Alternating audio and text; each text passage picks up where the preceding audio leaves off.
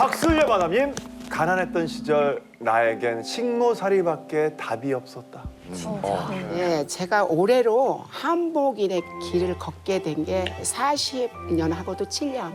그러니까 반백년이잖아요, 사실은. 그동안 이렇게 살아오면서 우리의 한 5, 6, 7살, 요때 10대 때는 거의 정말 굶는 게 먹는 거보다도 더 빈번했을 때예요. 얼마나 배가 고파 시절이냐면 초등학교도 변변히 제가 학교 가는 걸 너무 불편해했어요. 학교로 갔다 오면 배가 고픈 거예요. 그래서 그 시간에 나무를 이렇게 갈구라고 그러나 그걸로 나무를 하러 가고 뭐 이랬었고요. 하다 보니 그 시절에는 얼마나 배가 고파 시절이냐면 그 어린애가 애를 보러 갈 정도로 한 10살쯤 예, 학교 다니는 그 중간에도 예, 갔었죠. 거기 가면 밥 먹을 수 있으니까. 그때는 식모살이라는 걸 그냥 지금 식모 이러면 무슨 식모를 갔지 이러는데 그때는 많이 갔었고 큰 언니도 그렇고 작은 언니도 그렇고 갔지만 나는 너무 어리니까 어머니가 안 보내려고 하다가 10식구가 한 집에 살다가는 이게 아사할 거 밥 못 먹어서 어떻게 될 것 같아서 보냈었어요. 근데 얼마나 힘들었는지 그 서천 읍내에 이렇게 기타 부속을 파는 댁이었는데 아기가 우니까 새벽에 등 위에 엎혀갖고 내보내는 거예요, 나를. 근데 지금 생각하면 10살 그 미만이지 않아 날 정도인데 키는 컸었겠죠, 그때도.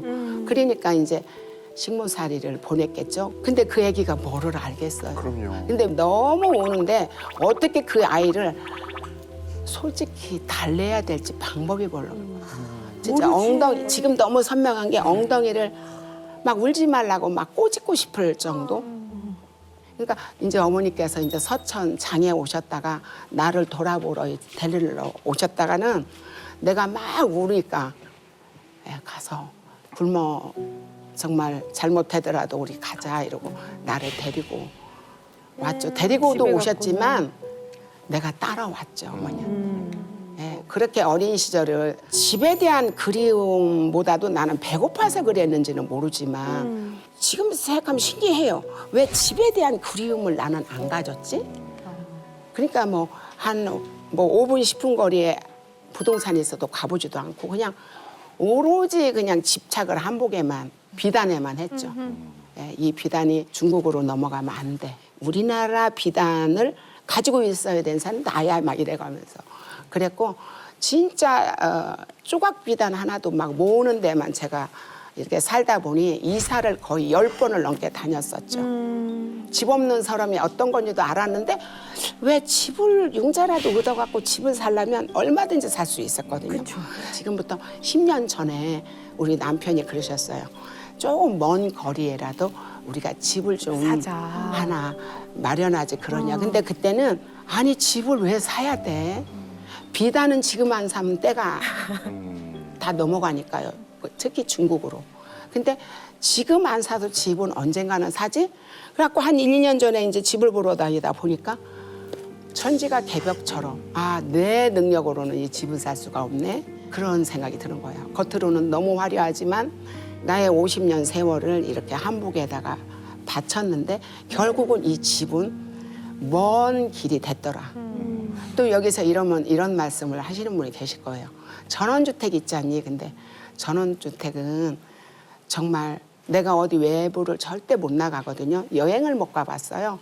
그러다 보니 나는 좀 이렇게 자연을 보고 싶다. 그래서 거기다 막 소나무고 뭐고 해서 한 10억 이상을 들어봤는데 지금 5억 5천을 주고 팔겠습니다 해도 선뜻 안 팔리는 거예요. 그러니까 계산 없이 산 거예요. 제가. 뭐 투자의 개념 이런 게 아니라 예, 그럼 개념이 지금은 아니고. 어디에 계세요? 그냥 지금은 서울에서는 이제 전원주택을 왔다 갔다 하기에는 제가 일이 너무 힘드시죠? 많으니까 예. 서울 근방에 30평짜리를 큰맘 먹고 월세를 월세? 한 번도 전세를 살아보지를 못했어요. 월세를 계속 사셨어요? 네, 월세를 계속 살았어요. 근데 지금 사는 월세가 가장 비싼 월세. 예, 요즘에 그렇게 올랐더라고요, 월세도. 예, 깜짝깜짝 놀랄 만큼. 근데 지금 만족하세요? 30평 그 이제 저 월세? 비단을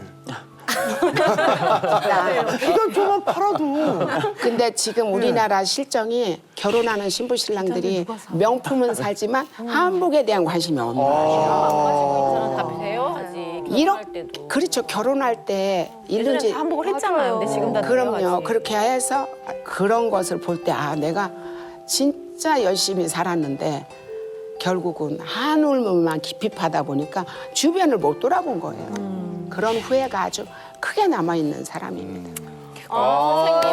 어떻게 집 마련해야 돼? 아까 네. 선생님이 그 한복 사랑하셨고 네. 그 가치관의 차이인 거잖아요, 이거는. 근데 누구도 이룰 수 없는 한복에 대한 그거는 선생님만이 만드셨기 그럴까? 때문에 그럼요, 그거에 대한 거는 충분히 아니 근데 비단 충분히 모을 때 누구셔도 비단 돼요. 반만 모으고 만약에 땅을 조금만 사기 시작했다면 아니에요. 그런 걸 몰랐어요. 그냥 사람마다 다르니까 생각이. 그냥 자기는 하루 한우물만 팔면. 예, 네. 시장 갔다 와서 손님 받고 어쩌저쩌 하다 보면 저녁이 되는 거예요.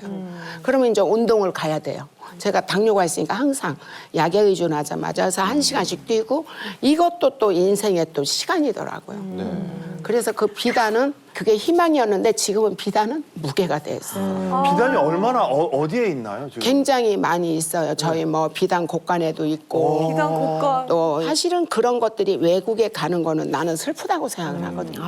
그때는 이제 어느 고객님이 오시더니 그분이 나이가 75세 됐는데 막 우는 거예요.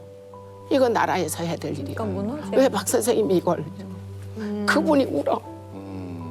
야.